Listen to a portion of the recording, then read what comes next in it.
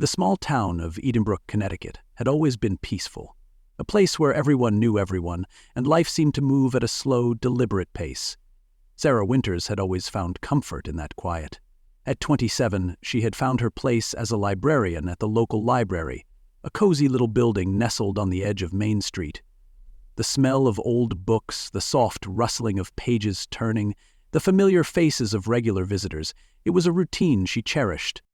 That evening, as the clock struck 8 p.m., Sarah finished up her last task of the day, organizing the returned books and locking up the front door of the library. The building was deserted now, the only sound the hum of the streetlight outside. It was just her and the shadows of the library's towering bookshelves. With a small sigh, Sarah grabbed her jacket from the coat rack and headed out into the cool night air. The walk home wasn't long, a mere 5-minute stroll down a quiet residential street. The air was crisp, a gentle breeze rustling through the trees. Sarah enjoyed the solitude of these moments, just her and the dim glow of the streetlights casting long shadows on the sidewalk. But tonight felt different. As she walked past the familiar houses, her senses seemed heightened, every creak of the branches above her making her glance over her shoulder. Nothing was out of the ordinary, yet something was wrong. The stillness of the night felt too thick, almost oppressive. The street was completely empty, no cars driving by, no distant voices. She quickened her pace. By the time Sarah reached the corner of Maple Street, just a block from her apartment, she turned one last time, looking up at the sky to catch a glimpse of the stars. She felt a sudden chill. Her phone buzzed in her pocket, but when she checked it, there was nothing more than a brief text from her roommate, Rachel. "You're almost home, right? Can you grab milk?" She smiled, typing a quick reply. "Almost home, got it." But as Sarah continued down the road, she had the unmistakable feeling that she wasn't alone. She shook it off, telling herself it was nothing, just the quiet playing tricks on her. But then, as she crossed the street toward her building, she felt it again. A presence. The hairs on the back of her neck stood up. And then she vanished. The morning after Sarah Winters went missing, the town of Edenbrook was thrown into a state of quiet panic. It was a tight-knit community where nothing unusual ever happened. A missing person in this small town was almost unheard of, but there was no mistaking it. Sarah hadn't come home. Her roommate Rachel had tried calling her multiple times that night and into the early morning. The messages went unanswered. The phone calls went straight to voicemail. Rachel had assumed maybe Sarah had stayed out with friends or had gotten caught up at the library longer than expected. But as the day dragged on, worry turned into something far more real. Rachel's concern deepened when she learned Sarah had never shown up at work that morning. The library had called, asking where Sarah was. No one knew. Rachel immediately contacted Sarah's parents, who made their way to Edenbrook by noon. It was then they knew something was seriously wrong. Sarah never missed work. Detective Emily Harper arrived on the case as soon as the police were notified. A seasoned investigator, Emily was known for her sharp instincts and calm demeanor. She wasted no time getting to work. The first step was to track Sarah's last known movements. They quickly learned Sarah had been spotted leaving the library the night before at around 8:05 p.m. Surveillance footage from a local convenience store a few blocks from the library showed Sarah walking past the building with a stack of books in her arms. She was headed in the direction of Maple Street, where she lived. That was the last confirmed sighting of Sarah Winters. Detective Harper immediately expanded the search area. Officers canvassed the neighborhood, knocking on doors, asking if anyone had seen or heard anything unusual. They checked with the gas station attendants and local businesses, but no one had any new information. Hours passed without a solid lead. The search began to feel like a needle in a haystack. The only clue the police had was Sarah's phone, which had last pinged near the local park at 8:30 p.m., an area that was more secluded, surrounded by trees and a walking path that led to the woods. The detectives couldn't shake the feeling that something wasn't adding up. Sarah was a creature of habit. She was never the type to go off the grid. Someone had to know something. The anonymous tip was unexpected, but it was the lead detective Emily Harper had been hoping for. The voice on the other end had been disguised, cryptic, but its message was clear. Sarah is alive. She's being held in the old farmhouse by the woods.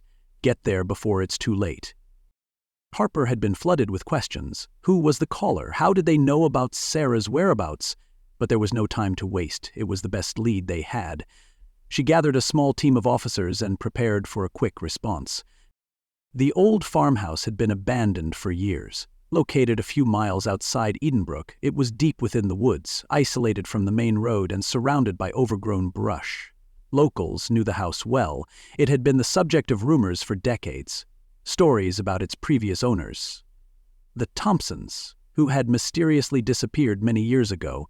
There were whispers that the house was cursed, and some believed it had a dark history. Despite these unsettling tales, the farmhouse remained untouched, a crumbling relic of the past. Harper could feel the air grow heavier as they neared the location. The oppressive quiet of the woods felt unnervingly still, as if the forest itself was holding its breath. When they arrived, the farmhouse loomed in the distance, its roof sagging, windows boarded up, and the paint chipped and peeling. It looked like something straight out of a horror film. The team proceeded cautiously, their flashlights slicing through the growing shadows of the trees. They had no idea what they were walking into, but they couldn't afford to waste time. The officers moved toward the back of the house first, where they noticed something disturbing. A set of fresh footprints leading from the edge of the forest to the door of the farmhouse. The prints were clear, unmistakable. Someone had recently been here, and they had likely entered the house. Harper's heart raced as they approached the door. She signaled for the team to be ready, their weapons drawn, their steps silent. With a nod from Harper, one of the officers carefully turned the handle, pushing the door open. It creaked loudly as the team stepped inside. The air inside was stale, damp with the scent of mildew. The floorboards groaned beneath their weight, and the dim light from their flashlights revealed a scene of utter desolation. Abandoned furniture, overturned chairs, and dust-covered surfaces. It was empty, save for the lingering feeling of something, or someone, waiting. Harper felt her stomach tighten. She wasn't sure why, but something about the house felt wrong. It was as if the walls themselves had a story to tell, one that had been buried for far too long. Then they heard it. A soft noise, the faintest sound of something scraping against the floor, somewhere upstairs. It was a sound that sent a chill down Harper's spine. Sarah Winters could be up there. As the team made their way upstairs in the old farmhouse, every creak of the floorboards seemed to echo in the tense silence. The air felt thick, suffocating with dust and mystery. Detective Emily Harper couldn't shake the feeling that this place had been waiting for them. Waiting for this moment. But what was waiting for them upstairs? The faint scraping sound had stopped, replaced by an unsettling quiet. Harper motioned for the officers to fan out, covering the hallway as they advanced. The flashlight beams danced along the walls, illuminating old, faded wallpaper and broken pieces of furniture that had been left behind in haste. It was clear that no one had lived here in years. But something felt wrong. Someone had been here recently. At the far end of the hall, one door stood slightly ajar. Harper approached it cautiously, signaling for her team to stay close. With a deep breath, she pushed the door open. The room was small, dimly lit by the moonlight filtering through the cracked window. It was mostly empty, save for a tattered blanket in the corner, a makeshift bed with frayed edges, and a few scattered books. But what caught Harper's eye was the tattered journal lying on the floor near the bed. Her heart skipped a beat. Could this be Sarah's? Harper carefully picked it up, brushing off the dust. She flipped through the pages, each one filled with Sarah's handwriting. The entries were brief, often cryptic, but there was one that caught her attention. "They've been watching me. I don't know how much longer I can stay hidden. I'm scared." The word seemed to chill Harper to the bone. Sarah had been here, trapped in this forsaken house, left to write her thoughts in isolation. And someone had been watching her. Someone who had been hiding in the shadows, pulling the strings of this dark game. Harper's mind raced. She immediately contacted the team outside and ordered them to check the rest of the property for any signs of an intruder. They needed to find answers, and fast. As they scoured the house for clues, Harper stood alone for a moment, staring at the journal. It was clear now that the mystery of Sarah's disappearance was far deeper than she had imagined. There was more to this than just a random kidnapping. This was personal. But who was behind it? And why had they chosen Sarah? The discovery of Sarah's journal had been a breakthrough in the case, but it also raised more questions than it answered. Detective Emily Harper couldn't shake the feeling that the farmhouse held more secrets, secrets that had been buried for years. Something wasn't adding up. The more she thought about it, the more she realized that Sarah's kidnapping was no random act. This was personal. Harper dove deeper into the town's history, reaching back decades into Edenbrook's past. She went through old records, scoured local newspaper clippings, and talked to the few remaining townsfolk who had lived there long enough to remember. That's when the name David Larkin resurfaced. David Larkin had been a local recluse, a man who kept to himself and avoided contact with others. He had lived alone for years in a small house on the outskirts of town, not far from the woods that surrounded the abandoned farmhouse. Larkin had been a quiet, unremarkable man, but then one day, years ago, he disappeared. No one knew exactly when or why, just that he was gone, and no one ever seemed to care. However, after a few hours of digging, Harper uncovered a chilling detail. Larkin had been a known associate of the Thompson family, the previous owners of the farmhouse. The Thompsons had mysteriously vanished without a trace several years before Sarah's disappearance. They had left behind a house that no one had dared to enter, except David Larkin. The more Harper dug into Larkin's past, the more she realized how closely his life mirrored Sarah's. Larkin had been obsessed with isolating himself from the world, much like Sarah had been. Quiet, introverted, always keeping to herself. She realized now that it wasn't just coincidence that Sarah had ended up in that farmhouse.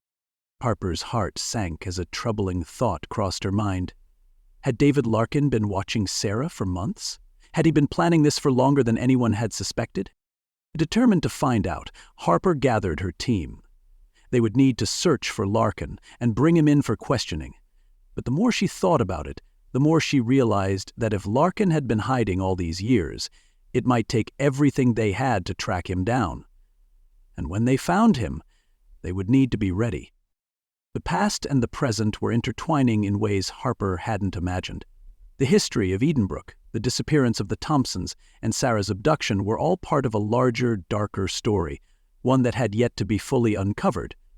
The sun had barely risen over Edenbrook, but Detective Emily Harper and her team were already on the move.